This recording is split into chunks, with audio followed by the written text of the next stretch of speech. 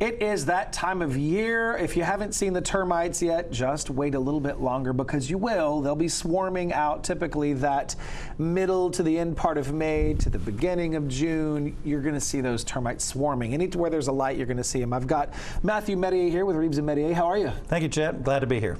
Good to have you. So, termites. It's nobody's favorite thing to talk about at all. We're going to go over it. Well, it's kind of one of my favorite things it's become, honestly, Chet. I tell you, 10 years ago, wouldn't have, did termite litigation, maybe not 5 years ago, but boy, now we're doing a lot of it. Not the smallest reason of which is I've had my own termite claim. I live here like everybody else. I live in Ocean Springs, and I had termites at my house.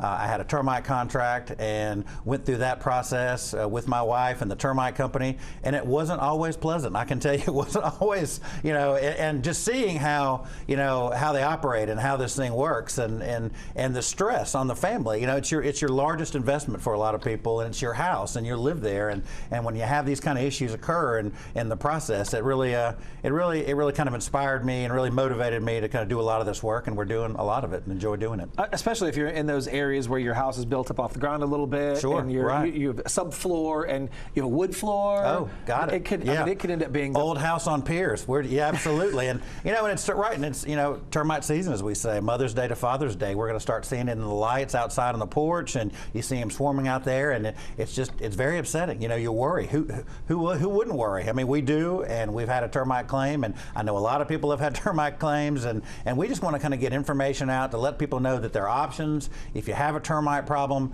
I have to just tell you that you do not have to accept what you're told by your termite servicing company. Listen, there's some good termite companies out there for sure, but when you have a termite contract and you have a termite claim, you do not, and I'm just telling you, you do not have to accept what they say. You should check that, all right, if that claim is denied, and a lot of people have, and we've been very fortunate, and we've been able to help a lot of people, and hopefully we'll continue to help a lot of people. Yeah, listen, if you're from here, this area, this is not new to you. If you're not from this area, this may be new for you. It's not a matter of if we're going to have a termite problem, it's a matter of when. Right. And so you want to look out for that verbiage in that contract that you're getting with respect to the type of termite, because not all termites are made the same. True. There's some that are less aggressive than others. One specifically that is less aggressive than the other. We typically have the more aggressive here in South Mississippi. I lived in Georgia, and they were like, these termites, we're going to treat your house, but you're never going to have mellow. a problem. Got exactly. it. Right. We have aggressive.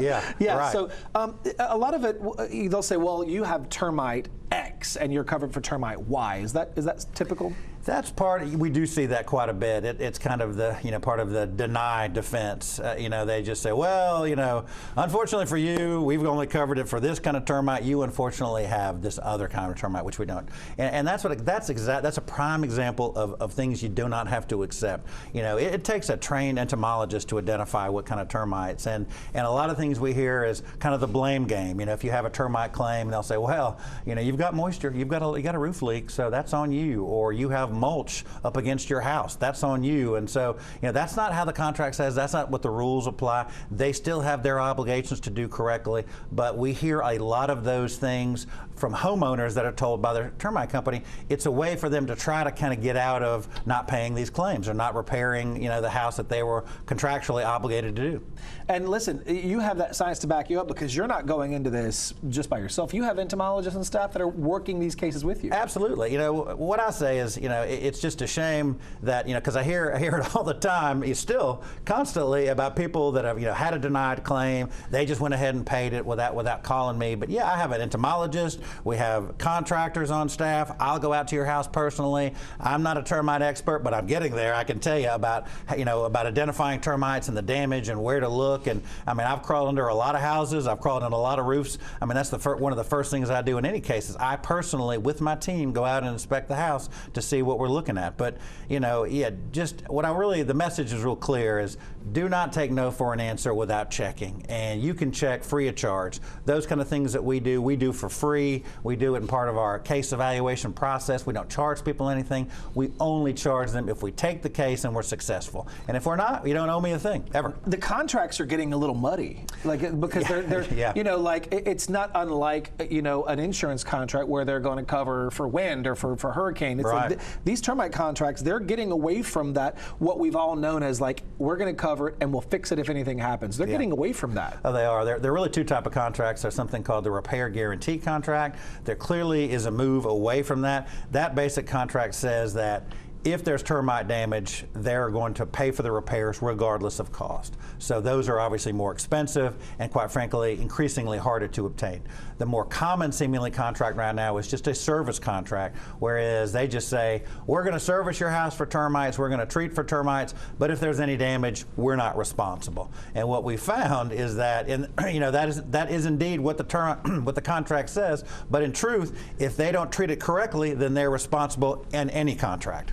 Well, and listen, while we're on that subject, you have some settlements here that you can share with us for some of those folks that were told we're not going to cover it. Yeah, this is why I want people to check, because listen, we're not about holding people responsible that shouldn't be. It's just about you pay for a service, you expect them to do the right job, a reasonably good and correct job, and if they're not, they should be held accountable. And so, right, these are some examples of cases where folks were told, you've got termite damage, you have a termite contract, but we're not paying your claim, you're out of luck.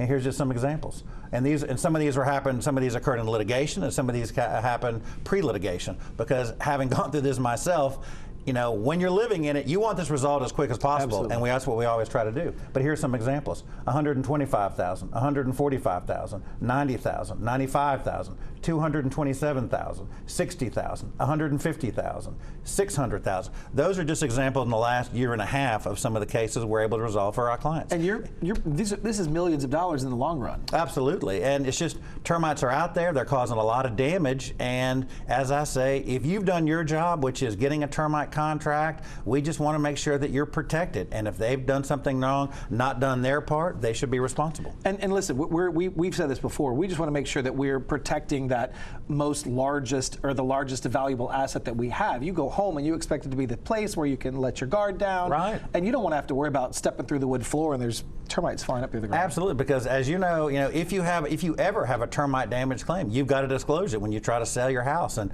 I can tell you, that affects the value of the house. It'd be foolish to say otherwise. And there's a hidden nature to this damage that's very disconcerting. But as I say, we have a team of contractors and entomologists that come in and look and see. And so it is very, very disconcerting.